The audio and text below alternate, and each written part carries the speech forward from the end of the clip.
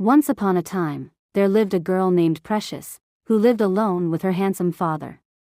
Her mother died after giving birth to her, leaving her father with the sole responsibility of caring for her for over 18 years. Her father, an evangelist, took good care of her, providing her with the best of everything in life. They spent so much time together, creating a bond that seemed to be unbreakable. Precious loved her father so much and never spent a day without seeing or talking to him. Precious finally gained admission into the university. Her campus was 2 hours away, and Precious could not stand the thought of being away from her father. However, her father, the evangelist, encouraged her, reminding her that education was important for her future. He promised to visit her often, and Precious was so happy knowing that her father never went back on his promises. She left for school and made new friends who made her time in school a pleasant experience. After several months away, Precious returned home to the shock of her life. She walked into her father's mansion and was welcomed by a strange woman who introduced herself as her father's girlfriend. Precious stood there confused as her father walked up to her to welcome her home. He was so delighted to introduce the woman to his daughter, who did not look happy to see another woman in their home. Precious forced a smile, trying to mask the storm brewing within her. She had always thought of her father as hers alone, a bond she believed was too sacred to be severed by just anyone. But Precious knew better than to show her displeasure in front of her father. She faked her smile as she warmly spoke to the woman, who was so delighted to see how happy she looked. What the woman did not know was that beneath the smile was a brewing storm of anger and resentment, which Precious was trying so hard to hide. It felt as though her perfect world had been shattered into a million pieces, as Precious felt betrayed by her father, who she never believed would ever love another woman. She felt betrayed but vowed within herself to keep her feelings hidden for now. Precious watched the woman closely, pretending to be cool with her. They watched television together and even sat on the couch talking and laughing for hours. The woman thought that she had won Precious over, but what she did not know was that Precious was waiting for the right moment to strike. The next morning, Precious joined the woman in the kitchen to prepare breakfast. It was a beautiful morning, and her father had requested some boiled yam and egg sauce. The woman, who was a very good cook, was making the sauce when Precious walked in to see what she was doing. "I can see that you're cooking," Precious said to the woman, who smiled and informed her that she was preparing her father's favorite meal. Precious saw this as her opportunity to sow seeds of discord between them. She struck up a conversation with the woman, asking why she had decided to stay with her father. The woman blushed as she began to give Precious all the wonderful reasons why she had decided to stick with him. Precious could feel her anger rise, but she pretended to have just remembered something as she excused herself from the kitchen. A few hours later, the woman heard her name being called by the evangelist. She rushed off to answer and realized that he was holding some items in his hand. "Why did you steal from me?" the evangelist asked the woman, who stood there confused, wondering what he was talking about. "Steal? What are you talking about?" the woman asked, her voice trembling with confusion and fear. She stared at the items in the evangelist's hands, which she had never seen before. "I don't know what you're talking about." "I'm not a thief," she said as the evangelist asked her what his items were doing in her bag. The woman stood there confused as she tried to explain to the evangelist that she wasn't a thief. Even Precious joined the woman to plead with her father, who threw the woman out of his house and warned her never to show up in his home again.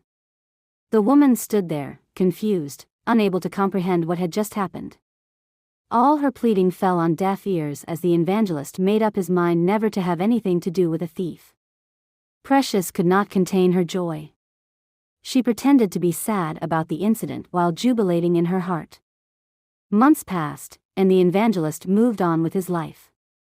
His focus was now solely on Precious, who was so happy to have her father all to herself. However, loneliness began to creep into the evangelist's life again. He met a woman named Ella, a kind and gentle woman who worked as a business consultant for a reputable company. Ella was graceful and had a calm demeanor, which won the evangelist over quickly. When he introduced her to his daughter, Precious greeted her warmly, but in her mind, she was already planning her next move.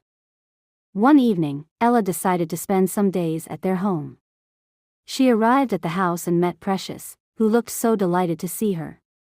Precious even prepared a delicious meal for her and was so delighted to see how friendly Ella was to her. They spent hours discussing, as Precious told Ella so many wonderful things about her father. Days passed, and things seemed to be moving on smoothly. Ella could not help but tell her friends, who were so delighted to hear such positive things about the evangelist and his daughter. They had thought that Precious would be a problem and were relieved to hear how nice Precious was to her. Ella felt that she was finally becoming a part of their family, but what she did not know was that Precious was working on a diabolical plan to ensure that she never ended up with her dear father. Late one night, Precious snuck into Ella's room and rummaged through her belongings. She found a pair of clean panties carefully folded in her suitcase. Precious smiled, knowing exactly what to do with the panties. Precious took the panties and left Ella's room unnoticed. She knew exactly what to do to ensure that Ella would never step foot in their home again.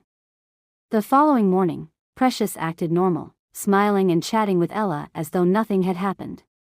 Ella, oblivious to what Precious had done, continued enjoying her stay in the evangelist's home. That afternoon, Precious approached her father with a look of concern on her face. "Daddy, there's something I need to tell you," she began, her voice trembling. The evangelist looked at his daughter, curious about what was troubling her. "What is it, my darling?" he asked gently. Precious hesitated, feigning discomfort. "I don't know how to say this, but I saw something strange in Ella's room last night." The evangelist's brows furrowed. "What do you mean?" "I think she's involved in some dark things," Precious whispered, her voice barely audible. The evangelist was shocked. "Dark things? What are you talking about?" Precious sighed dramatically. "I found something in her room, something that shouldn't be there." She pulled out the pair of panties she had taken from Ella's belongings. The evangelist stared at the item in disbelief. "What is this supposed to mean?" he asked, confused. "I've heard stories, Daddy," Precious said. "They say some women use things like this for rituals to control men." The evangelist's face darkened. He was a deeply spiritual man, and the mere suggestion of such a thing horrified him. Without wasting any time, he confronted Ella. Ella was taken aback by the accusation. "What are you talking about?" she asked, her voice filled with shock. The evangelist held up the panties. "What is this doing in your room?" he demanded. Ella's eyes widened. "Those are my panties." "What are you trying to imply?" The evangelist's voice was stern. "Precious says this is a sign of witchcraft." "How do you explain this?" Ella was speechless. She couldn't believe what she was hearing. "This is absurd." "I don't know what Precious told you, but I am not a witch," she protested. Despite her pleas, the evangelist's mind was made up. He couldn't take the risk of keeping someone he believed to be dangerous in his home. He asked Ella to leave and never come back. Ella left the house in tears, unable to understand how things had gone so wrong. Precious watched from a distance, her heart filled with triumph. Once again, she had succeeded in getting rid of a woman who threatened her bond with her father. However, fate had its way of balancing the scales. Months passed, and the evangelist grew increasingly lonely. Precious noticed the sadness in his eyes and realized that her actions had taken a toll on him. He was no longer the cheerful and lively man she had always known. One day, the evangelist sat Precious down for a serious conversation. "Precious, I love you dearly, but I can't live the rest of my life alone," he said solemnly. Precious's heart sank. "But Daddy, you have me," she said, trying to hold back tears. The evangelist shook his head. "You will get married someday and have your own family. I need companionship too." Precious realized that she had been selfish. She loved her father deeply, but she had to accept that he deserved happiness too. After much reflection, she decided to let go of her possessiveness and support her father's pursuit of love. In time, the evangelist met a wonderful woman named Eno, who had a kind heart and a gentle spirit. Precious welcomed her with open arms, genuinely this time. She had learned a valuable lesson about love, letting go, and allowing others to find happiness. As the years went by, Precious saw her father flourish in his new relationship. She, too, found love and happiness, knowing that her father was in good hands. Their bond remained strong, but now it was built on mutual respect and understanding. And so, they all lived happily, embracing the new chapters of their lives with open hearts.